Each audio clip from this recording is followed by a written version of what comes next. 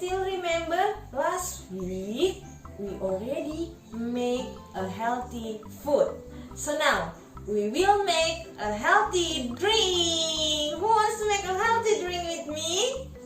Stay tuned on this video. The ingredients and the materials that we have to prepare are ice, bananas, milk, chocolate sprinkles, glass, and also blender. Okay, we already cut the banana become a small slice. Okay, now after that, add the banana inside the blender like this,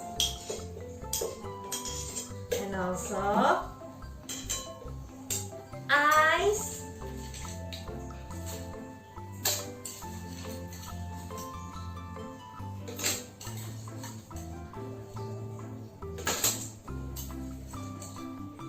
and then add a milk.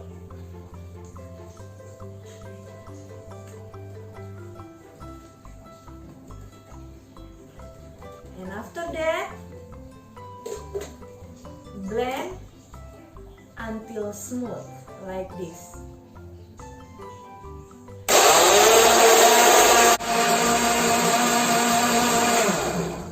And then prepare a glass and then put the smoothies inside the glass like this.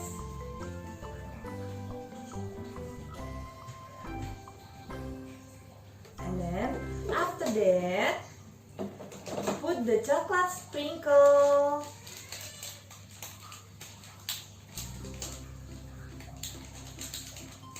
Okay, ta-da!